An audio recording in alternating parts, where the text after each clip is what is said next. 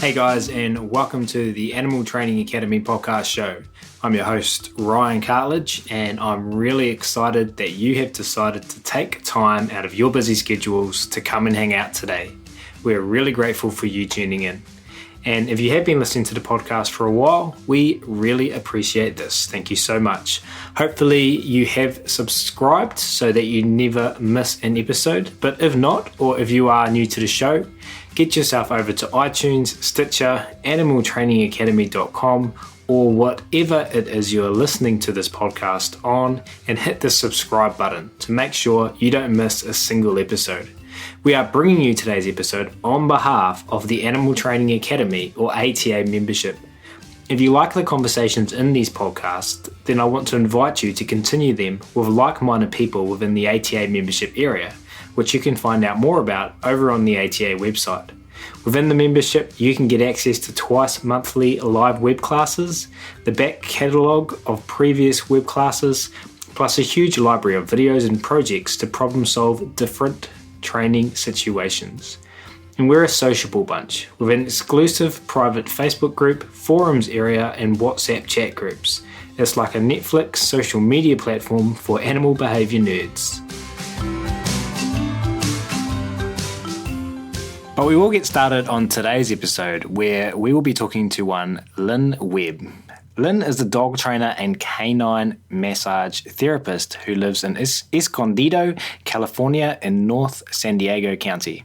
She is certified as a dog trainer through the Karen Pryor Academy and as a massage therapist through the Rocky Mountain School of Animal Acupressure and Massage. Lynn has a master's degree in the United States history and worked for 15 years at the San Diego Wild Animal Park, now known as San Diego Zoo Safari Park, in various positions including tour guide, educator, and zookeeper. Today, as a dog trainer with her own company, the Proficient Pup, Lynn specializes in assisting clients with their anxious, shy, or aggressive dogs. She has a strong interest in alleviating the fears that pet dogs experience in varying environments, including rattlesnake habitat.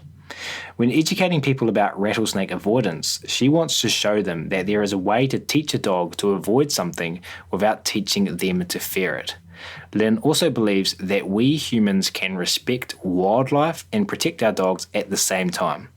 Because when it comes to snake avoidance training, it's not about the snake, it's about the choices we make. So without further ado, it's my very great pleasure to welcome one Lynn Webb to the show today, who's patiently waiting by. Lynn, how are you? I'm good. Thanks so much for having me. I'm super excited to do this. Me too, and I wish that people listening could see that massive smile on your face. I have a big smile. It's making me smile as well. We're really excited to have you here, Lynn, and I'm really excited to discuss the things we're going to discuss today, and the frame of thinking about things that surrounds this discussion that we're going to have. So let's dive straight into the first question, Lynn, and this is all about you. Can you please take everyone listening back to where you first learned about positive reinforcement animal training and share some stories from some of the first animals you ever trained using it? Absolutely. So I would say the first time I really was using positive reinforcement or working around it and being aware also that that's what it was when I was working at the safari park.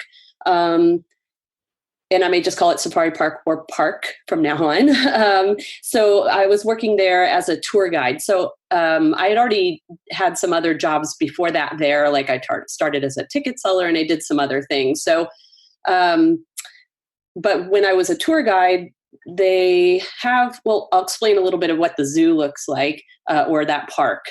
So they've got very wide open exhibits. They have some smaller exhibits with some smaller animals, but where you're going to find like the rhinoceros and the giraffes and tons of different kinds of gazelle and other kinds of antelope, and they have deer. They're all in one exhibit and they're very large. So they have several very large exhibits of, could be 80 acres, 60 acres. And they would have trucks, the actual open trucks in where a guest could go into those exhibits. So you're closer to those animals, and then the trucks drive up close, and you can have closer interactions than you would being farther back in maybe a more typical zoo environment. So at any rate, I was the guide on the back of that truck, and we would have 10 or so people on the back with me. And then we could go up to various animals. And one of the interactions that we had is a giraffe feeding. So we drive out into a particular area where the giraffes liked to hang out.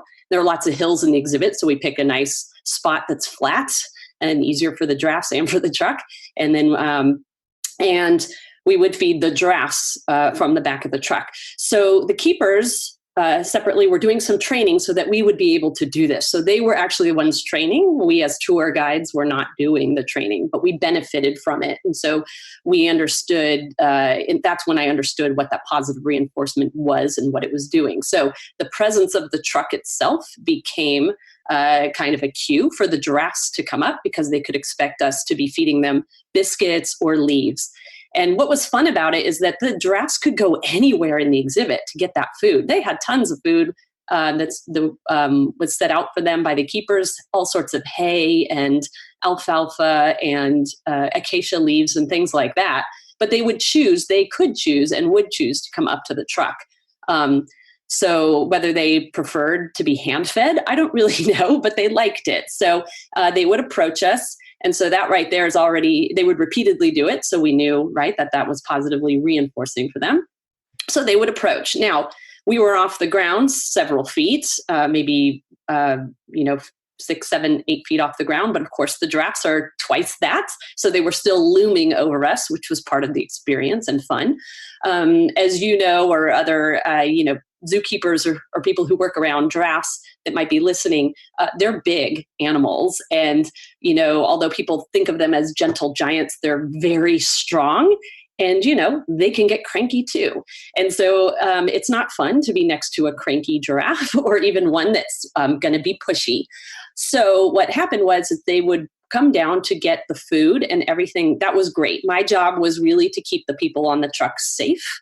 So I had to make sure we had some distance from those giraffes. The guests were not allowed to touch them or pet them, just feed them only. So they come down, we safely feed them, they bring their head back up, usually kind of look around a little bit, what's going on around me, and then they'd come back down to eat. That was a great scenario. That's what we wanted.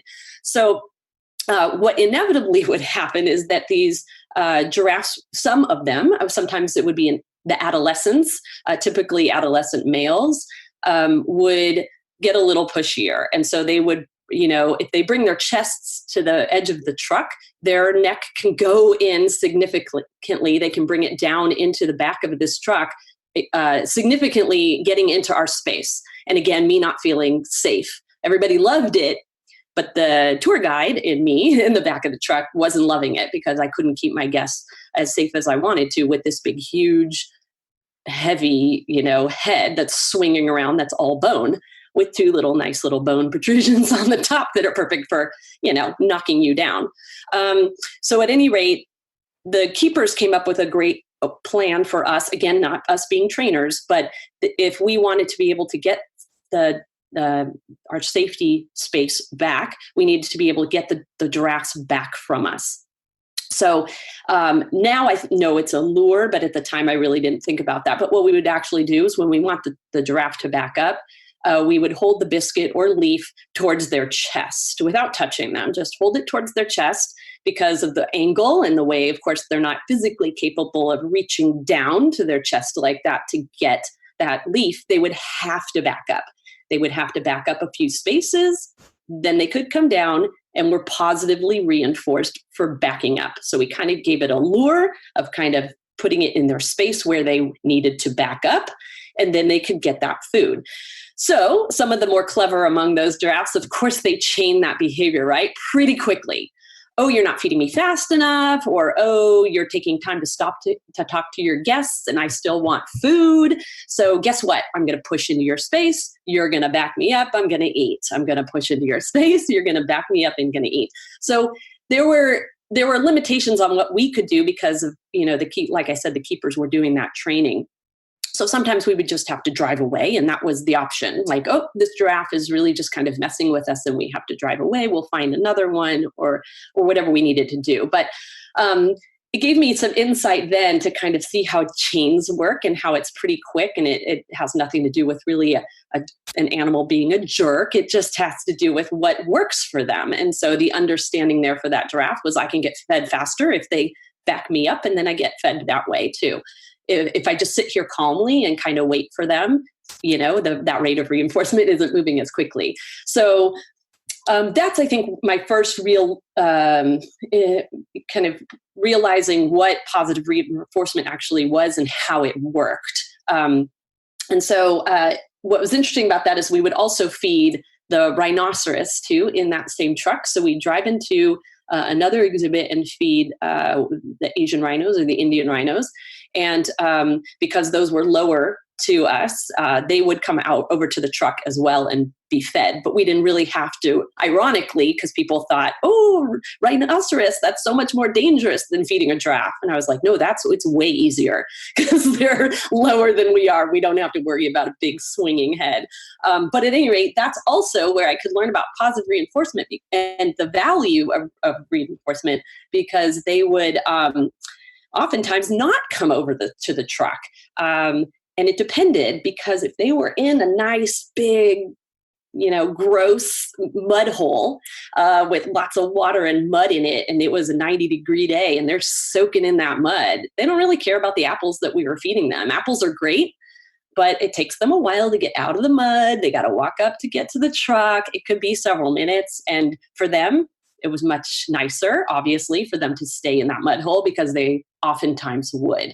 So that was also a nice look at how reinforcement works, and not just the rate of reinforcement, which the giraffes were focusing on, but also the value of reinforcement, which the rhinos were more concerned about. I don't know what we could have done to make anything more valuable than a mud pit, but because they love that mud pit. And it went, the grosser, the better, really, for those rhinos. So that's where I think I learned it mostly, and I started working with it. In terms of training with it, I would say more when I was working in the education department, and it was more directly where I was working with animals on stage. But again, I wasn't, just because of the way that the job descriptions worked there, I wasn't the actual person who was doing the training, but I would benefit from that and also be told how to reinforce what was already trained into this animal. So that was kind of nice. So I could do that with food, and I didn't use a clicker at that time, but there I got a little more hands-on experience with it. And then, of course, as a dog trainer, really delved in quite a bit more with experiencing it myself. So I think that's where it started. Your stories are awesome. Thank you. Hey, just one other quick question, and Sure. This is a type of question I've been asking more and more, but I'm really interested in the diversity of experiences that people bring to this podcast show before their animal training days, and how that experience, if at all, gives them a unique perspective of what they do now. So you have a master's degree in United States history. Did you ever follow that into some kind of employment or some kind of thing after your master's, or did you go straight into kind of working at a safari park? And yeah, yes and no. I decided that's what I've always been, better at English and writing. So I was trying to choose that avenue when I was in college, and picking something I would do. And I think, not being certain what I liked, but I thought that I liked history. So I thought, well, that'll be neat. I do like to educate people, and I do like that feeling of giving out knowledge. I'm going to go for my PhD, right? Simple. 1, 2, 3. So I got into a master's program, and fairly quickly, I would say within the first few months, I realized that I wasn't loving it. And graduate school is difficult anyways. Your passion kind of has to pull you through it or push you through it. And I had some passion for it, but already at about the year mark, I was feeling pretty much like maybe this wasn't exactly for me, and wasn't loving it. But I really was at that point, master's degree is 2 years. And so I was a year in, and I didn't really feel comfortable just giving up entirely. I didn't have another thing that I was like, I've always been passionate about this other thing. I should really go do that.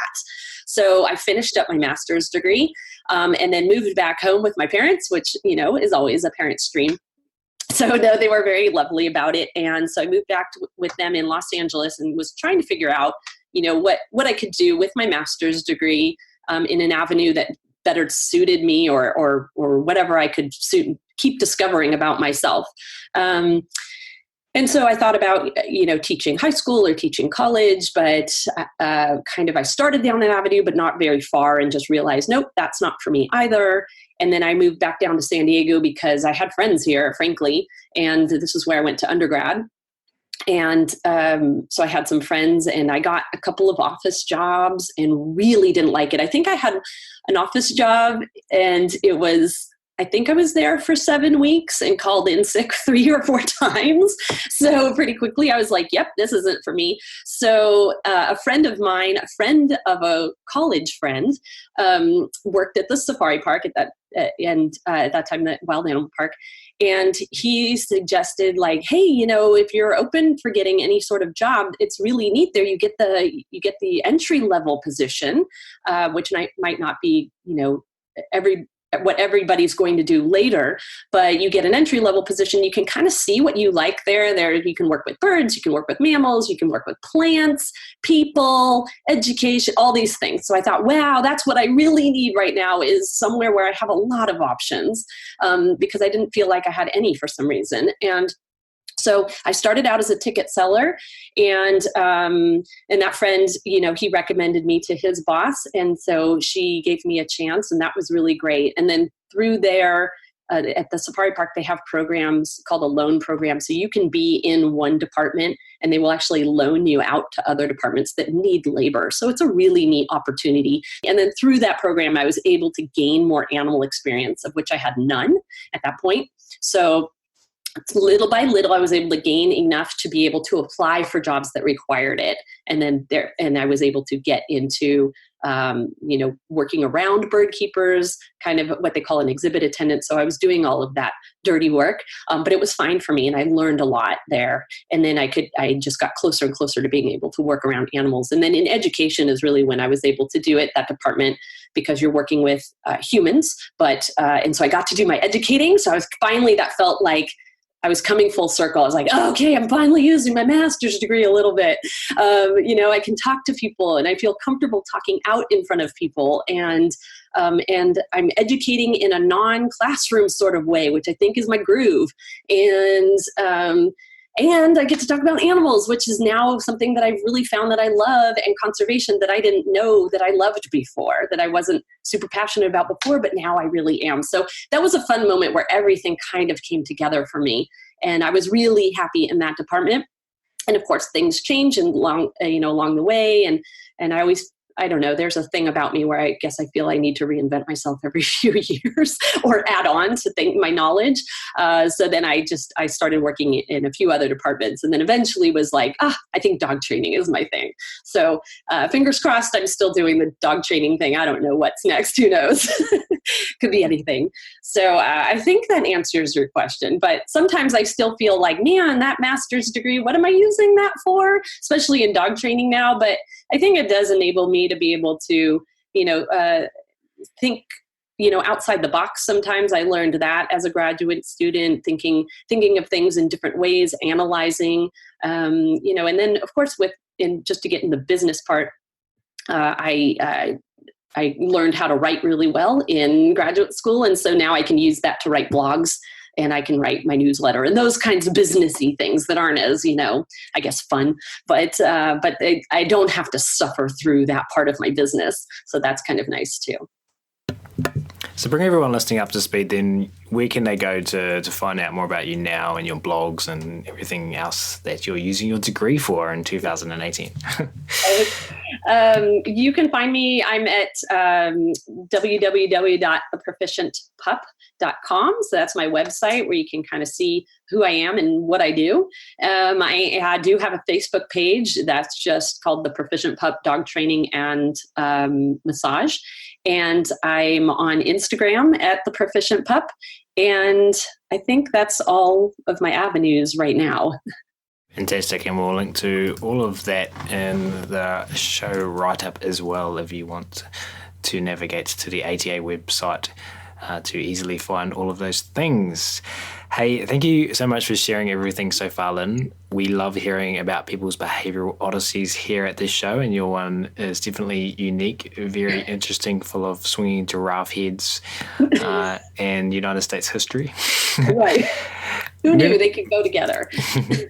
Well, moving forward, we'd really like to discuss what we briefly mentioned in your bio there, and that is snake aversion training, or rather alternatives to this.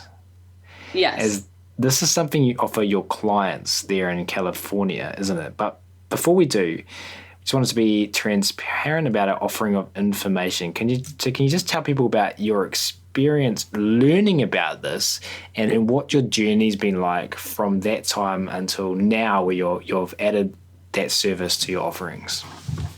I would say that when I became a dog trainer, really, I was just focused on learning how to do that, how to train dogs. And as I gained some knowledge and skill in that, I felt like I could maybe branch out a little bit. And of course, like I mentioned before, I'm always been interested, not always, but at least the past 20 years, interested really in conservation. And through as an educator at the park, I was able to work with snakes, which I hadn't done before, and really came to appreciate them. And of course, it was my knowledge to, give information to guests, so they weren't always running and screaming every time they saw a snake. And then if they did, I could try to get them to understand maybe a little bit about why they were doing that and why they didn't really necessarily have to, and that they could stop and actually enjoy looking at a snake from afar. And so I was trying to work some ways of working conservation, my passion for conservation and my love of conservation, into dog training. And that can be a difficult task in some ways. But I at least like to do it for myself. I don't push it on necessarily my clients too much, although I don't know. So I just started, as I found out more about the shock community, and I was looking at rattlesnake training, rattlesnake avoidance training, or as it may be called, aversion training. I prefer avoidance, but we'll talk a little bit more about that. So as I looked at that, first I saw that shock was being used. So of course, right there, that's not my ideology, and that's not my methodology. And so right there, I already have an issue with people who train dogs that way. And then secondly, I started to learn about what was going on with the snake. And that was my other concern. And I don't know that is always people's concern about what's happening with the snake at that time. And so there are different things that trainers for, I don't necessarily think what they're doing is training, so I'm calling them trainers. But the people who use shock to train that aversion are using live snakes, and they're using rattlesnakes. And so if people are not familiar with rattlesnakes, in this area, those are venomous snakes. We're actually pretty fortunate to have snakes that make noise and that will let us know, hey, stay away from me. There's a lot of parts of the world, of course, where venomous snakes are silent. So at any rate, they were using these snakes, and they were capturing them from the wild, and then using them as a kind of the thing to avoid. And so, and through that training, they were either allowing the dog to walk up very closely to these snakes before shocking them, or just being around them. So what's going on with the snake at that time really started to get into my brain about what's happening with that snake. So sometimes people will remove the fangs or pull out. So obviously that's, at least in my mind, that's cruel. Or sew the snake's mouth shut, or tape it shut, or hood it, all of which would be very either painful or stress-inducing for the snake. So you then have to think about how that affects the snake's behavior, and again, how that's going to be affecting the dog's behavior. And I'll we can get a little bit more into scent later. But at any rate, so as I started to think about these things, I thought, gosh, is there a better way? Can there be a better way? There has to be a better way. And I found somebody locally, Pamela Johnson, who was teaching some positive reinforcement rattlesnake avoidance. And so I got a little group together, and she was nice enough to teach us a little weekend class, a weekend seminar at her place that's about an hour away from me, but an hour and a half is totally worth it. So learned a lot in that weekend about how I could be able to set up my own class and be able to teach my own clients about that, which is great. So she was willing, that's her message is not only to teach clients, but also to teach other trainers to be able to do this as well. So that was really, really neat. And so once I had that information, then the issue was, well, how do I market this and how do I get people to go for it? So, and I'm, I guess 2 years later, I'm still in that process of how do I get people to get on board with that? But it's a process. So I'm getting more calls than I used to. So that's a good thing. I think that I'm answering your question. So with your journey, because there were a couple of people that did the Pamela Johnson weekend with you. Is that correct? Yes. And are the other people, Phoebe's here as well, just in case anyone's wondering who's trying to butt in and presenting this podcast today. And are those other people now also doing snake aversion, or? They're in that seminar that I recall, there were maybe 10 of us, and I'm not sure if other people ended up using that themselves. Some were from LA, some were here locally. There were only, I know Pamela is still, as far as I am aware, she's still teaching that.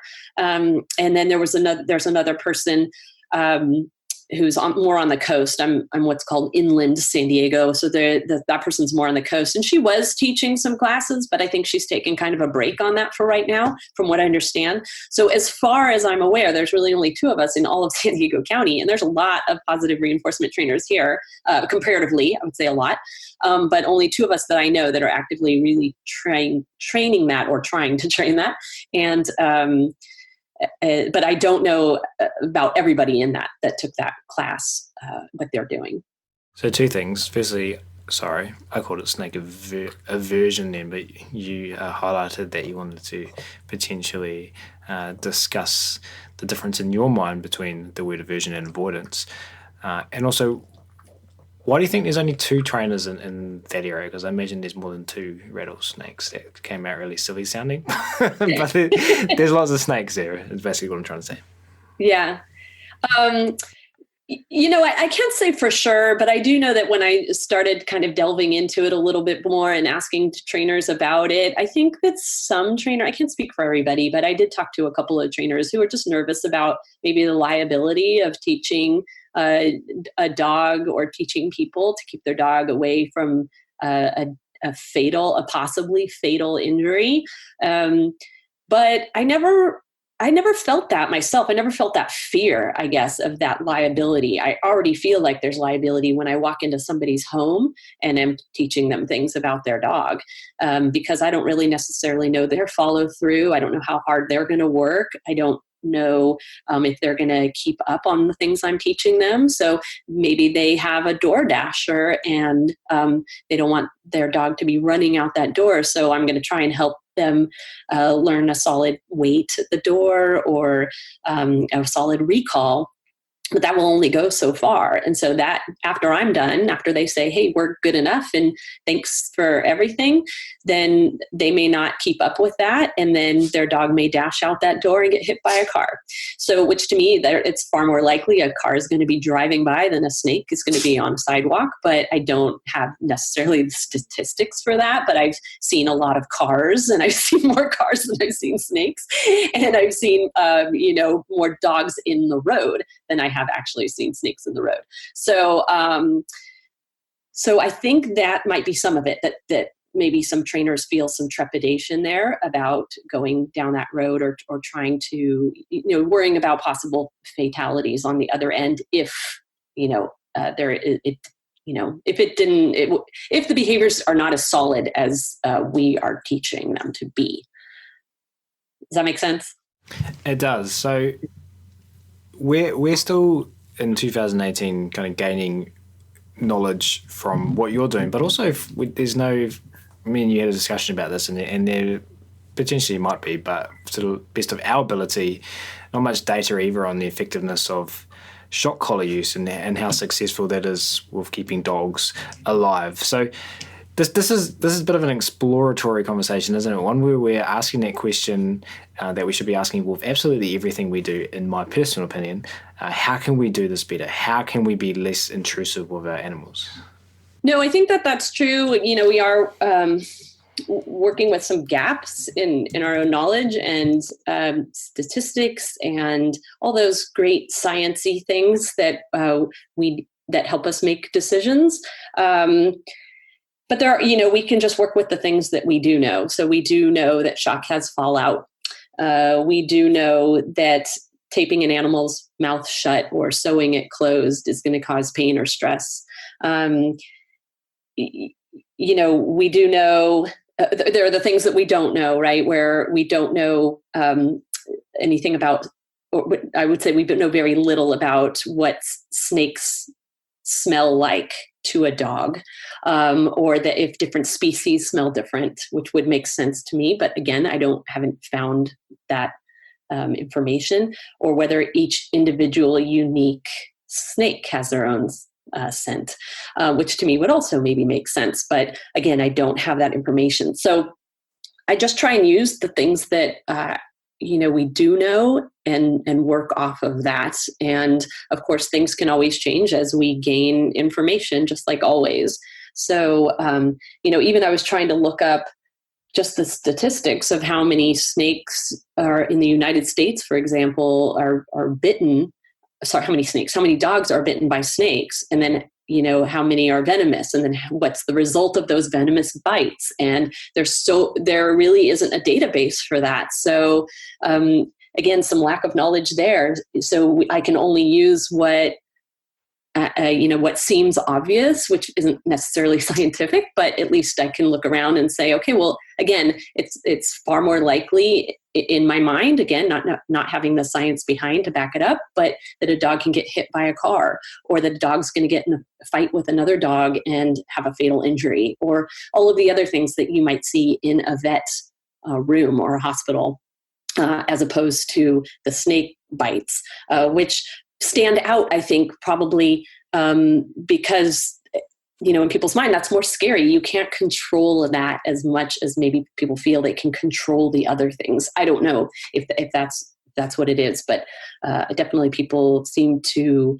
react more to the danger of a snake, whereas though it might be than the other more obvious hazards. So that's kind of how I just go with what I can. Yeah, cool. Really well put, Lynn. And then to build on that and moving forward, you and I caught up a few weeks ago, and we were thinking about the best way to present the information that you wanted to share with the podcast audience about how you approach this, with everything, taking into consideration everything that you've shared so far. And we came up with a list of 10 things that you want to, or information that you want to share with people wanting to train this, and behaviors, etc., that we can train. So do you want to go through that list for us, Lynn, one by one? Yeah, sure, absolutely. Okay, so number one. So we're not really training aversion. So I maybe it's just the word, but I feel differently from aversion than avoidance, and it's not even that either. So I feel like it really isn't about the snake itself. So I do educate people about snakes, because that's what they're hiring me, is specifically for rattlesnake avoidance. If I just said hazard avoidance, I would probably get even less people. So, but it's not about the snake. It's about using behaviors to avoid those things that we feel are dangerous. So, and, I'll be outlining kind of what those behaviors are that I pay attention to or focus on, but it's not about training fear. I don't really want the dogs to feel fear. I work with a lot of dogs that already have a ton of fear, so I don't need to add to that. And it doesn't, in my mind, make sense. So it's not about how they fear the snake. It's about how they're going to really be responding to you as their owner or trainer or handler. And so we're really teaching the dog and training stimulus control on their end, rather than just, I want you to avoid that thing.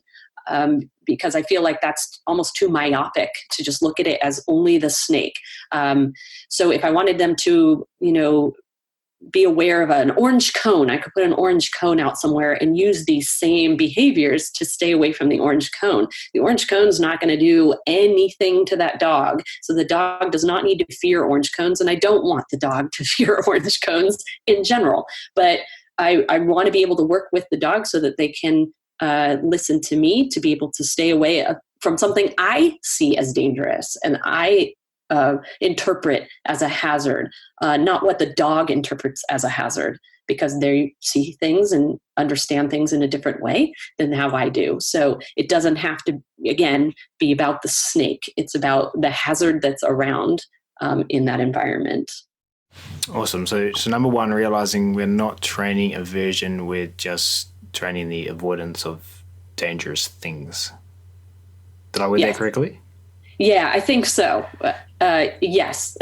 Avoiding the things that we see as dangerous. Yes. Yeah. From our perspective. Right, exactly. But we're not teaching them to not like those things. We're just teaching them to do behaviors that keep proximity from those things. Right. Because I don't know if I can teach a dog to like or dislike something, except through fear or pain or training, like avoidance in that way or an aversion in that way. So it's avoidance in my mind, and any other person's perspective is going to be like, I want them to avoid X. But it's going to be more about like turning it to, I want the dog to be able to focus on me in the presence of X. I want the dog to turn to me in the presence of X, which they might not even see. They might not even know is there, but I do. So I'm not going to wait for the dog to sit there and decide, do I like that thing or do I not like that thing? Let me remember. Have I ever experienced a bad situation when seeing that thing? No. Well, it was a long time ago. I don't know that that's necessarily even going on in the dog's brain. So I kind of want to work around that instead. And it's really about the dog's focus on me. Sounds very obvious when you frame it that way. Now, number two is you want to let people know, and I really like this, that you appreciate, and this potentially is just something that goes for all training. You want people to know that there's no guarantees. You can't leave there and go, cool, your dog has been trained to avoid snakes.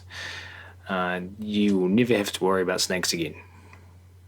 Right, exactly. Like I can't even imagine ever saying that really about anything. I don't ever finish up with a client and say, okay, and clap my hands together and be like, you're good to go and you are protected from everything and your dog will always listen to you. And so have a nice day.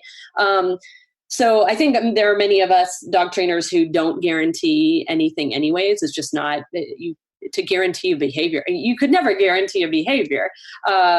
So for this, again, there is no guarantee that your dog's not going to get bit by a snake or that it's not going to face some other hazards, but you're greatly reducing the probability, I think, by interacting with your dog in such a way so that they can listen to you and can focus on you in the presence of those things.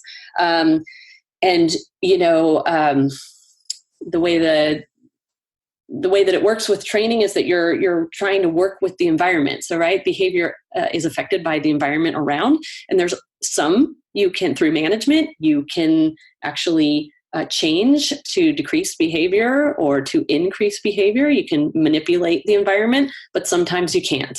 So you work with what you've got. So although there might be some people that want to eliminate every rattlesnake in the world so that, or at least in San Diego County, so there's never a threat for their dog. First of all, that doesn't make sense ecologically. But secondly, I understand the passion of wanting to keep your dog safe, but it's not sustainable. It doesn't work that way. So you're not going to create environment free of rattlesnakes. And then even if you did, there's going to be the next threat. Well, let me make sure there's no coyotes ever around. Okay, what's the next threat? Let me make sure there's never a raccoon, that might be cross or whatever. So you're never going to eliminate every single threat. So you have to find a different way to work around those hazards and threats, and work it a different way so that you can protect your dog in a more sustainable way, really. And you were saying that you're aware that this is the same, that the same message that people who are using shock to train this in your area are potentially giving their clients anyway. So your clients are faced with a decision of like quick 15-minute, some guy telling me that he's going to do something to my dog that's horrible, that might not work. Versus long, lengthy learning process. Is that? Do you think? I'm just trying to see it from your potential client's perspective. Is this possibly what they're thinking? Yeah. Oh no, absolutely. Like I think people, and I've talked to people that are either interested in they want the results. They want their dog to be safe. Obviously, they want their dog not to have that threat of possibly being bitten and possibly dying. So they're trying to, it's coming from a place where they obviously care a lot about their dog and keeping the dog safe. And so I think, yes, when the shock trainers are offering, a quick 15 minutes, drop off your dog, pick them up, or watch what's going on, and you're done. And from what I've seen, there are no guarantees on their end. So they don't guarantee, because they're not stupid. They're not going to guarantee that the dog will never get bit by a snake, because they're not having every kind of snake in every kind of scenario, in every kind of position, they're not really proofing anything. So, or generalizing anything for the dog. The fear is getting generalized. And obviously, again, we know all about fallout from using shock. So, but right, there's no guarantee there. So I still feel, though, from what I understand from even people who've done it, although they didn't like that their dog was yelping or appeared to be in pain, they didn't like that, but the ends justified the means, because now they feel like, okay, it's still better, just in case the dog sees a snake, the dog's going to know what to do. Which again, there's no guarantees, but I don't think the people who are training that are explaining what that means, what that lack of guarantee means. It just essentially means this may not work. And in addition to that, along with their lack of a guarantee is going to be the need they stress, or most of them do, I can't say all, the need for a quote unquote refresher in a year. So whether they do that because it's a way for them to make money and have a client come back to them, or they themselves know that this training, it doesn't really work. Essentially, it's not going to work if they need a refresher like that in a year. So the way I think of the training that I do is that you don't need a refresher. It's just something that becomes part of your lifestyle and part of what you do. So yes, you have to, just like anything, you have to keep up with the training of your dog. You can't just teach them a recall and then not do it for a year and then expect your dog to come when called. So I guess it's the same way, but I wouldn't call that a refresher.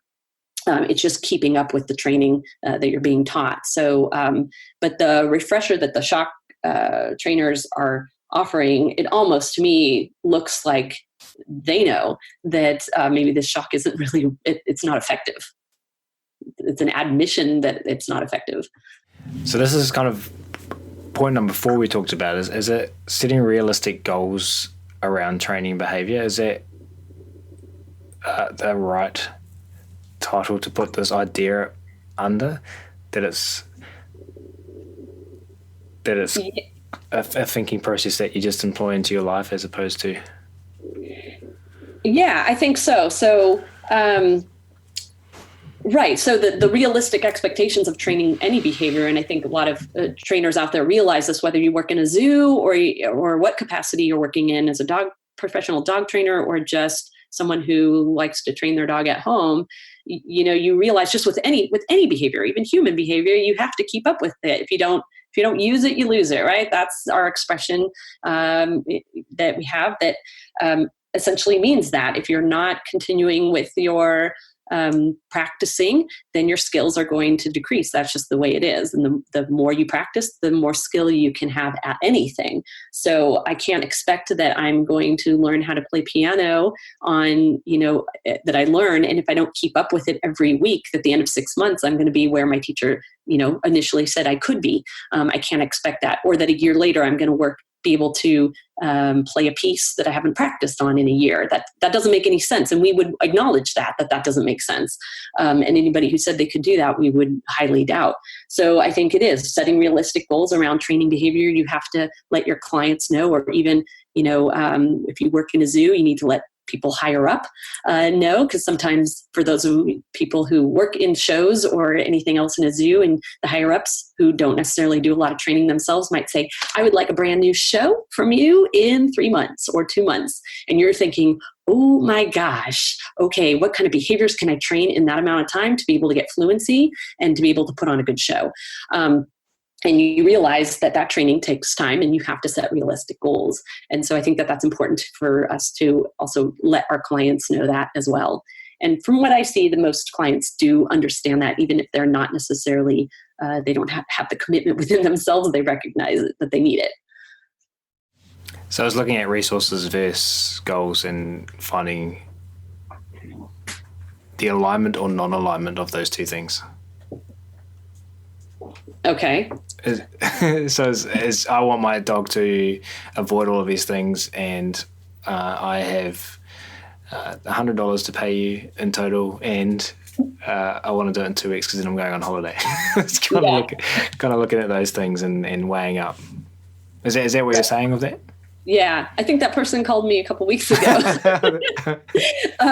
No, absolutely. And I'm really straightforward when I talk to people on the phone, because I do get expectations of, I have 100 acres and I just want my dog to be outside and be able to, if they see a snake, just to be able to walk away or not deal with it. And really, I do explain that that's not really how I'm training. I'm not training that.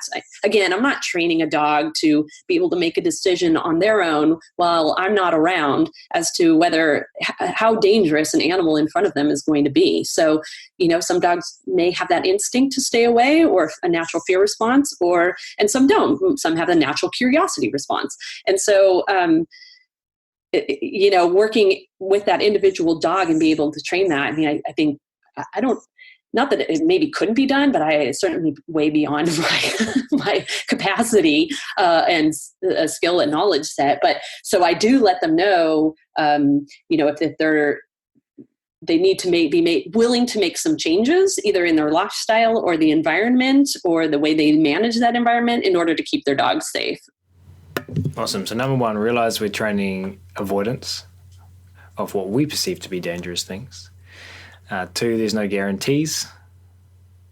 4 on our list, set realistic goals around training behavior. And a lot of these are just generic training things. So we're coming into this snake avoidance thing with just common sense, basically, right? Yeah. And so number 3 is a little bit more specific. Okay. To snakes. However, if we're thinking about just avoidance training or training in general, we've got to educate ourselves about the things surrounding the training we're going to do with our dogs. So number 3 is educate yourself, educate the clients about snakes. How important to you is that when you're working with these clients? And when you say educate about snakes, like how in depth are you going? Are you teaching them the genus of the snakes? What do you mean by this? I keep it as basic as I can. So, and I keep it about things that they care about. So I'm not even going into how can you identify a venomous snake from a non-venomous snake. I don't even worry about that, because they're going to see snake. And I don't want them to sit there and take the time and go, well, did you see a rattle? What does it look like? And what are the markings? When you're faced with a threat, you don't have time to sit there and think those things through and go, oh, okay, wait, I don't need to worry about this one because it doesn't look venomous. You don't want your dog bit by a snake anyways, even if it's non-venomous, right? It's still going to hurt, still going to bleed, open to infection, etc. So it doesn't matter. I don't really care if it's venomous or non-venomous. I just want to teach them a little bit about snake behavior, because some people really do believe that a snake is going to be able to leap out at them 15 feet and, attack their jugular and open up their throat and whatever else they have in their minds about what snakes are capable of. And, the snakes that we have around here, at least in San Diego County, are not capable of really jumping, or they don't live in trees. They're not going to drop down on you.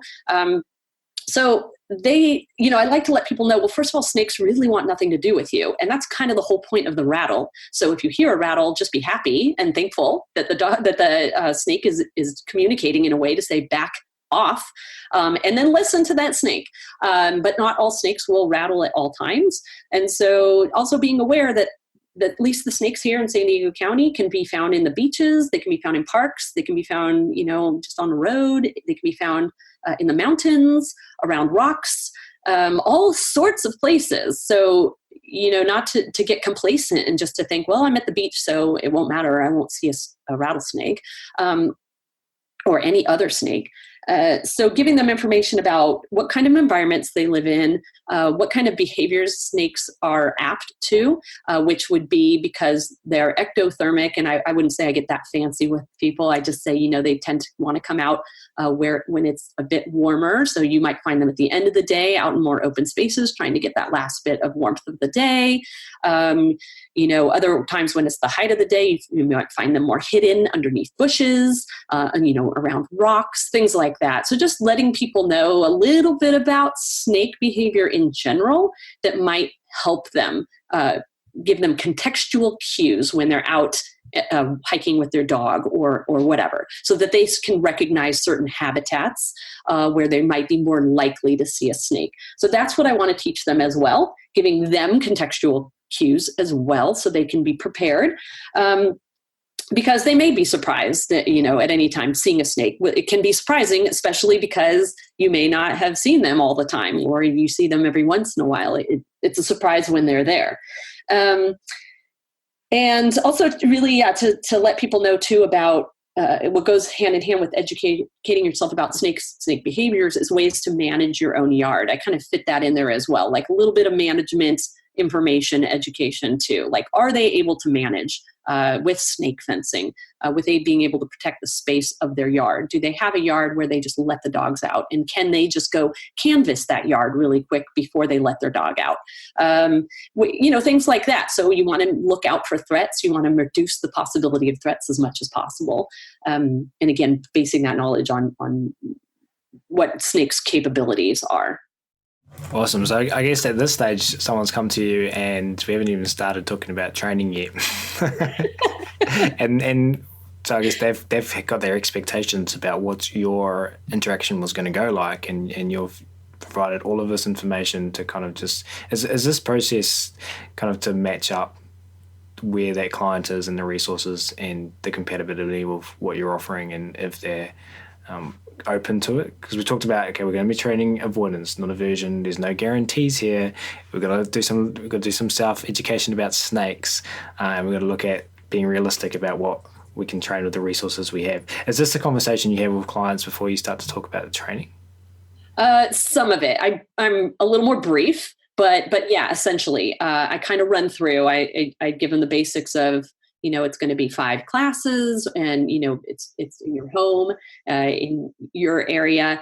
For the clients who might have that issue that it's their backyard or their space, they're not worried about being out on a path somewhere, then I say, great, that's great. We can work within your yard, because that's incredibly contextual for your dog. That's going to make a lot of sense to train right there in that yard. If it's a matter of being worried, being anywhere and everywhere, then again, it's just, they would have to work on a lot of that stuff without me, because the 5 classes are not going to be able to include, trips to the beach and the mountains and the desert and all that stuff. So I don't really go fully into everything, but I do like to give them just that basic overview of what I am going to be offering them, and what their expectations are.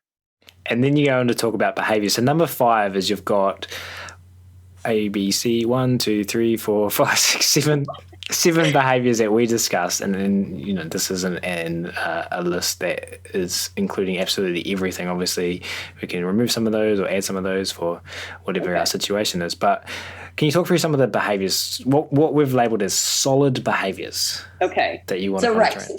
So solid behaviors are things that you might teach just in general dog training, and people call it for general behaviors. But a recall, obviously a really solid recall, of being able to call your dog back whenever you ask. So, and in the presence of different kinds of distractions. So I do one of my last class, or the last couple of classes, the last couple of sessions will be with snake decoys or props that I have. But again, the understanding is that that's not every shape of every kind of snake that we have here, and not in every position. So trying to teach that recall enough so that they can understand it and understand the importance and keep it simple for them, but also being able to help them learn how to generalize it when we're done with the 5 classes. Because again, that's going to be something, the ability of that dog to be able to recall with different distractions is going to vary based on how much they're training on their own part. So that's one. Then leave it. That's always a good one. Again, just for general, leave it is great for avoiding any sort of hazard that you might have around. So why not use it for snake training as well? The snake avoidance training. So again, asking just a dog if they're going up, maybe they're just going to go sniff a bush. So you didn't teach them to be afraid of a bush. You don't want them sticking their nose underneath that bush. So that's where you can give a nice leave it. And then, they come back to you and you give them a treat. Another one would be a collar grab. And I added onto that being able to run up to the dog. So a collar grab, even with movement. So many dogs have an aversion to being grabbed by the collar because either it was done as a puppy or it's been done to grab them and put them somewhere. If a dog's been in a shelter, sometimes, people need to be able to grab a dog quickly. And so they grab them by the collar, and it can be very aversive to a dog. So again, we want to teach that so you can, you forgot recall and you forgot leave it. You forgot how to do all those. So your basic is, I'm going to grab my dog, because your brain is now working in maybe not a thinking mind. You're just, I see something I don't like. I got to grab my dog. So you want to be able to grab your dog by the collar and not have it move away from you right into the snake, which is exactly where you didn't want it to go. So also teaching people to be able to grab a dog by collar safely and not have it spook the dog. And training the dog that that's an okay thing, and being also able to run up to that dog a little bit with some movement. Another one I like is easy, just hand targeting. That's super simple for people. It's a basic one that I teach any client, but being able to teach that hand targeting, which can then turn into a way for a dog to follow your hand away from the threat.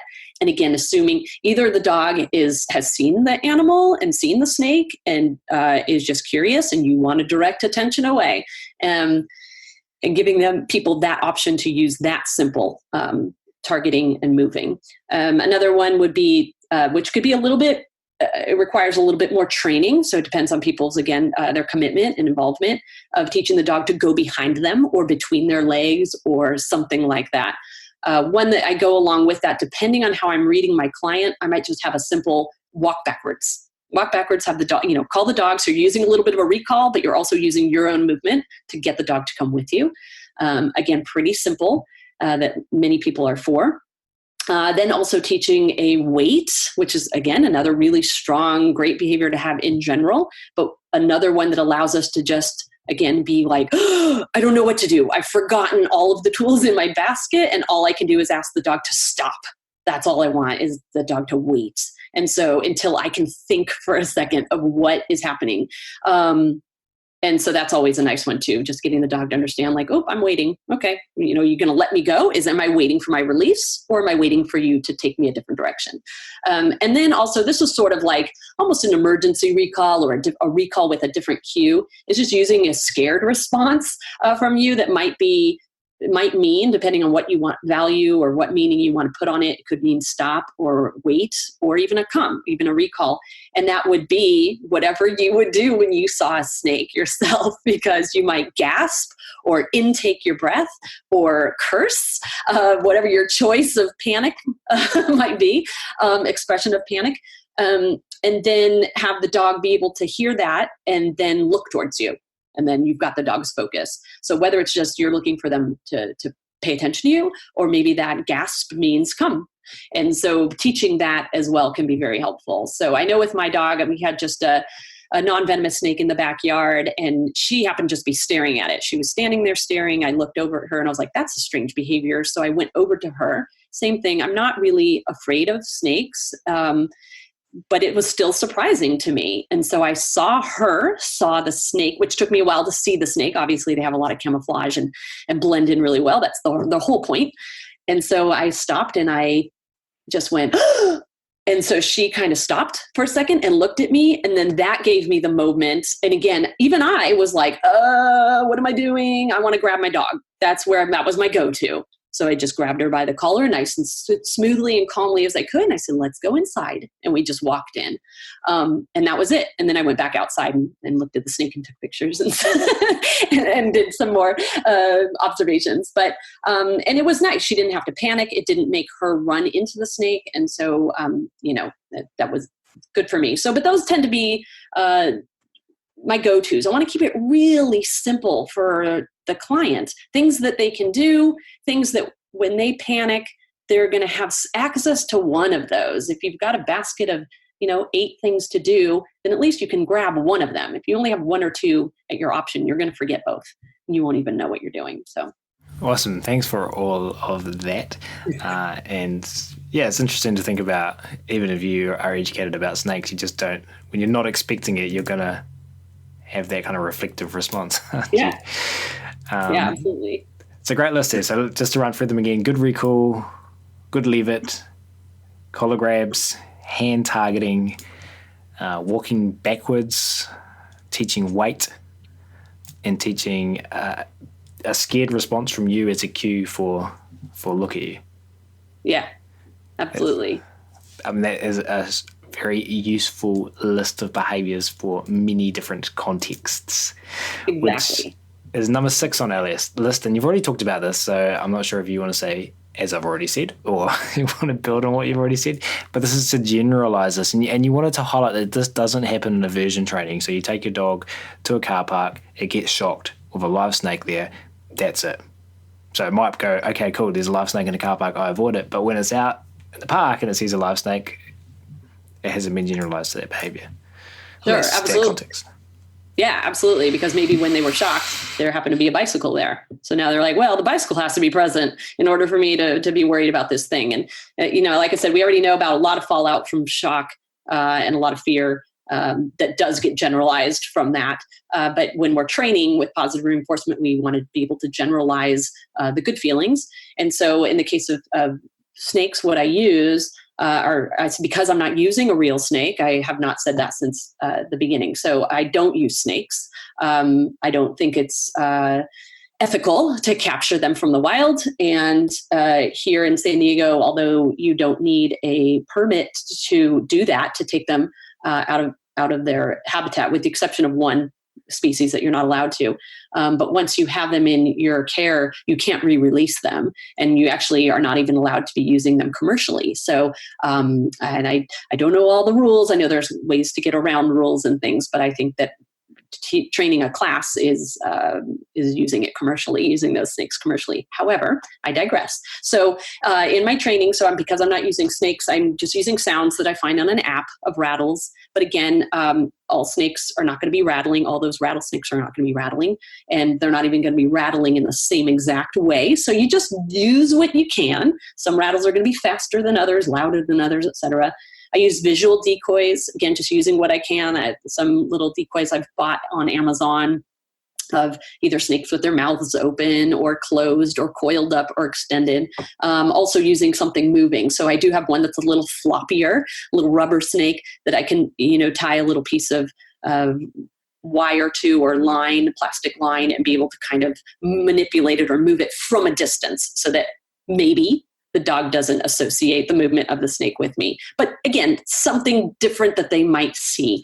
And just doing what you can and to vary those environments that the dog is in. And then just essentially with any behavior that you want to become solid, you just try to think as many ways that you can the context in which these behaviors would be seen, or the hazard would be seen, and then training those behaviors to correspond with that threat.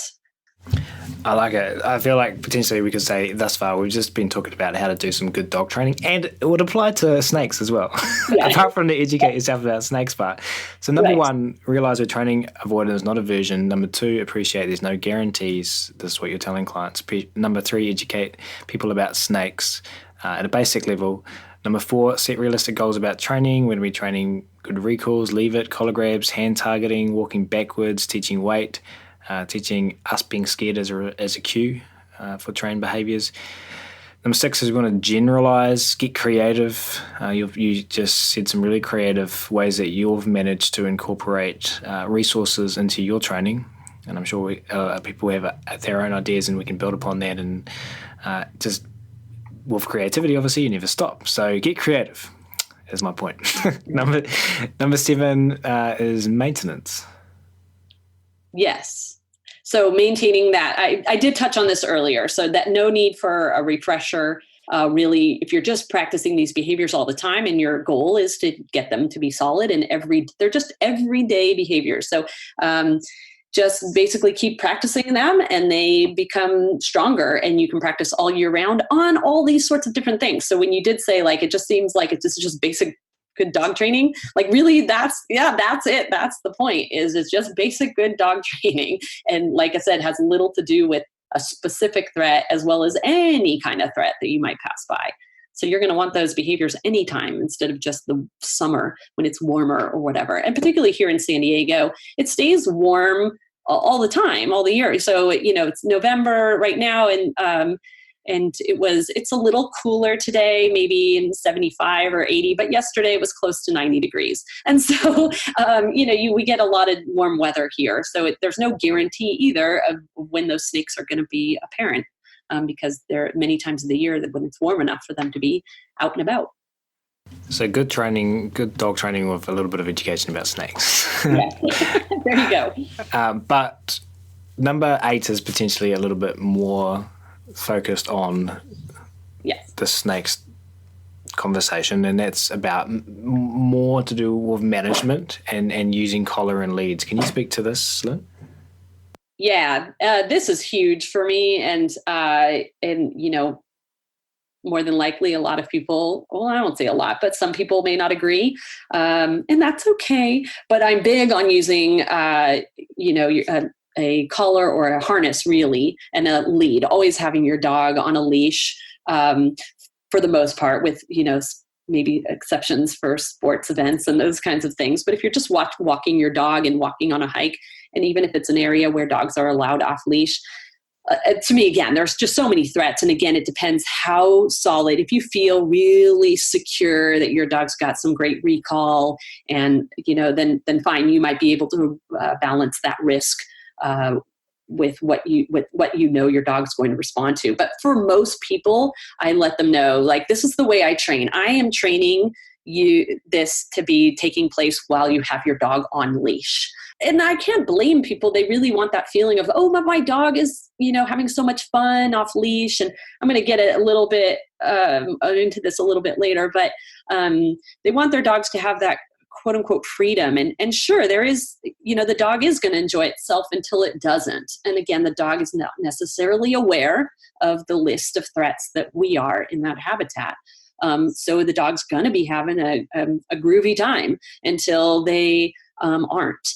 And so I think some of that is common sense, but I do understand that people are looking for a certain experience with their dog. And I don't like to suppress that, but I do want to give them information to make good decisions themselves so that they can then say, okay, I get it.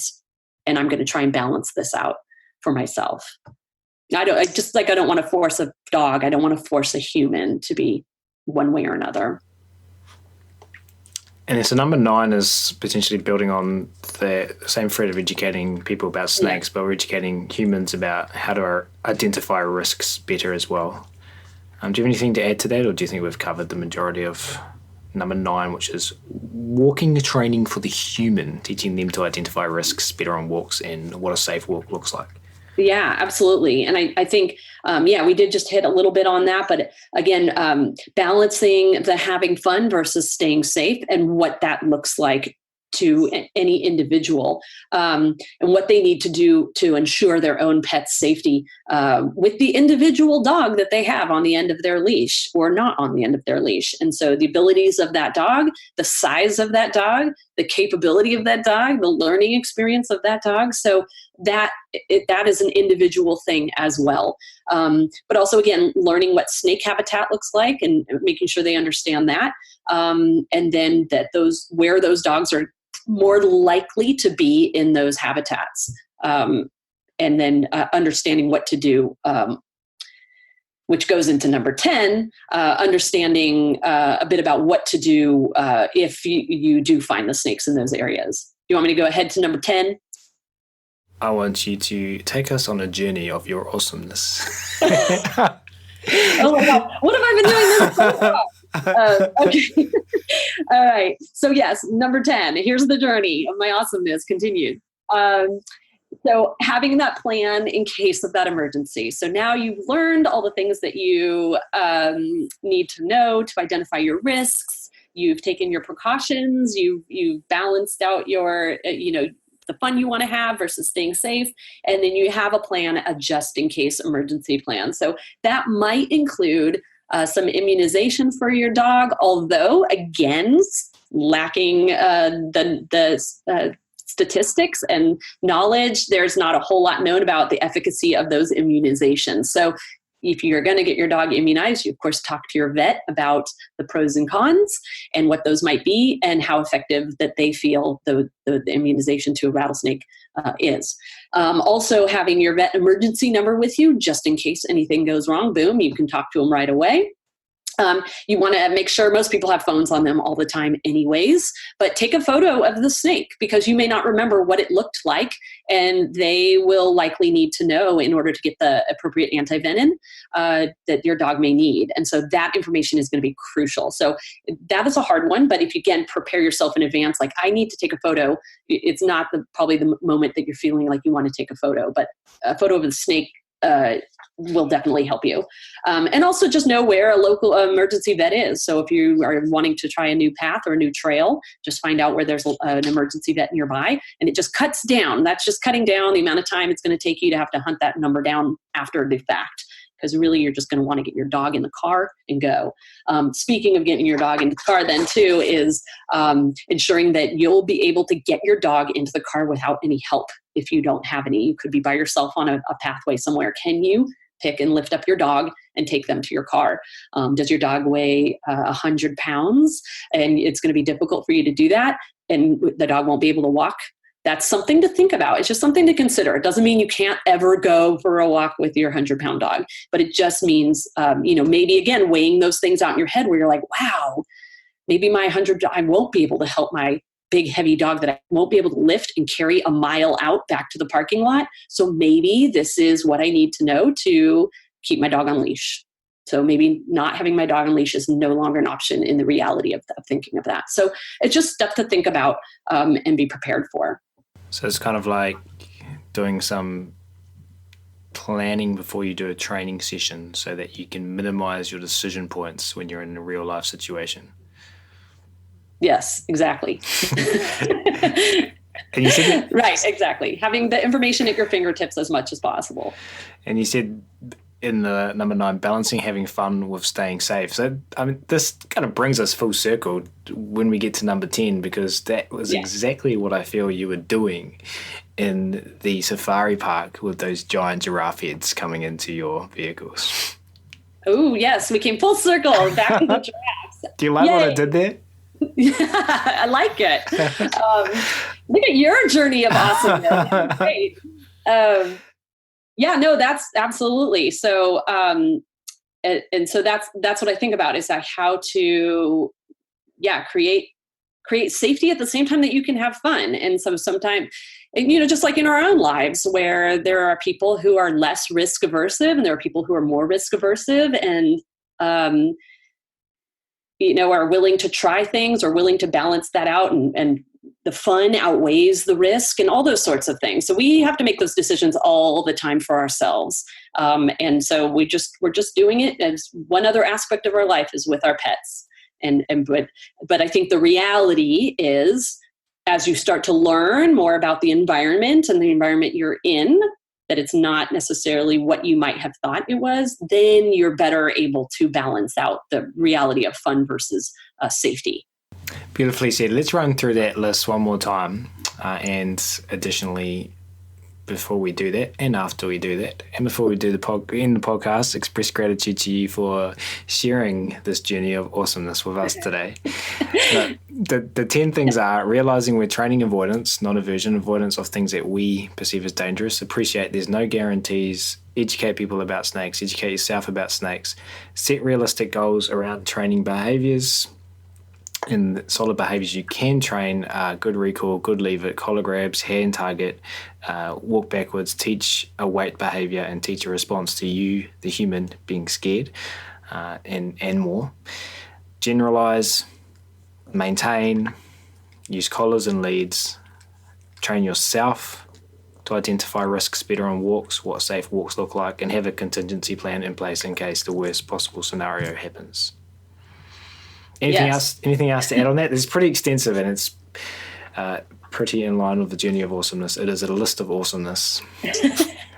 Great. And I'm just going to market it that way now. Come with me on my journey of awesomeness. Yeah, you should have a blog post called The Journey of Awesomeness to teach your dogs to be safe in California. Nice. I like it. Anything you want to add on that before we wrap up? I mean, that's so much food for thought for the podcast audience, but any final thoughts on that list?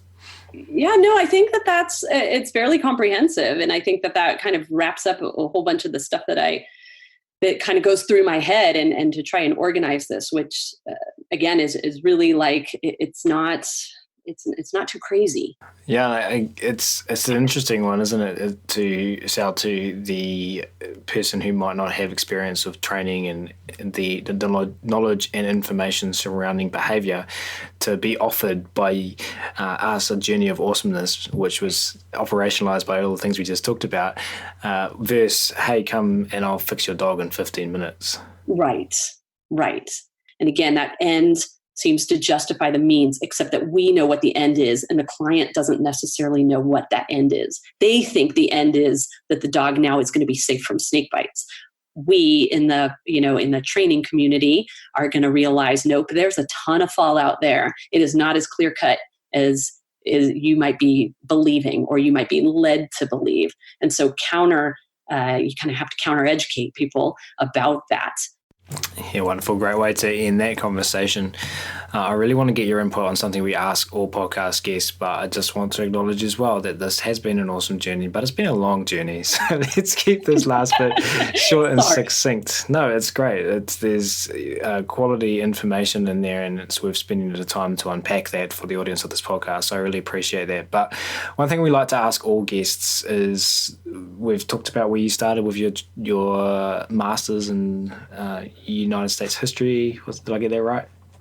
Yes. And then safari park and playing with guests and rhinos and giraffes, and then up to where you are today. But can you take us into the future now for you?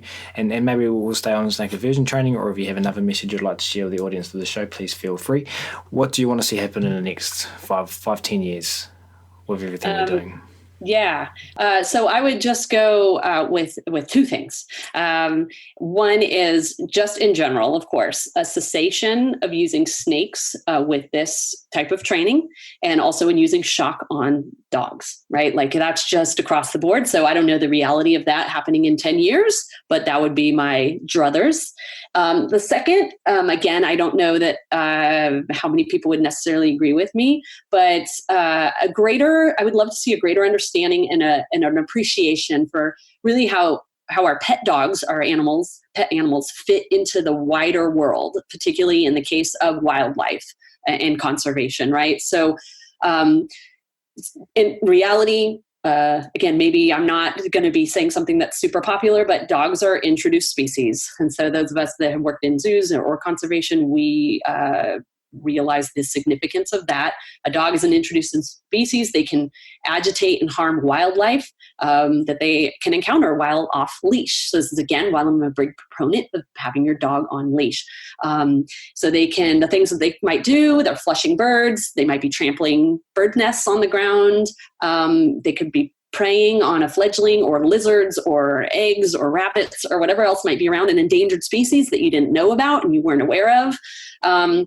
So for me, in my view, again, possibly not popular, is that a dog's happiness does not take priority over the destruction of habitat. So it's not more important for me for my dog to be happy, whatever I might think that might be, if I know that I'm participating in destroying the habitat that's around, the natural wildlife habitat. Again, realizing my dog is an introduced species and a domesticated species that is there to be my friend, but not necessarily a bird's friend. So that's kind of it really for me, is just trying to find some balance there. Not even a balance, like I just a greater understanding of how a dog or even other pet animals fit into the wider world of the environment around us and conservation. Awesome. Thank you for sharing that. And for sharing, you're welcome. for sharing your input.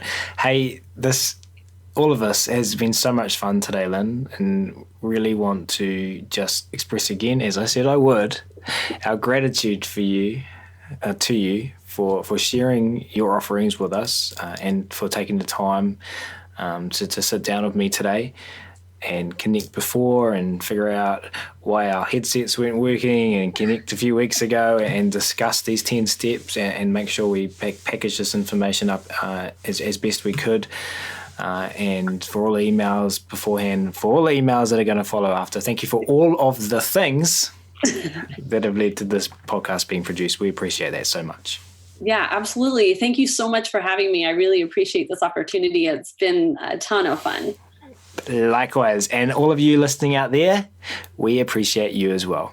If you have enjoyed this episode and you are interested in carrying on the conversation about working with our animals in the most positive, funnest, choice, safe ways, then as mentioned at the start of this episode, the Animal Training Academy community is waiting for you.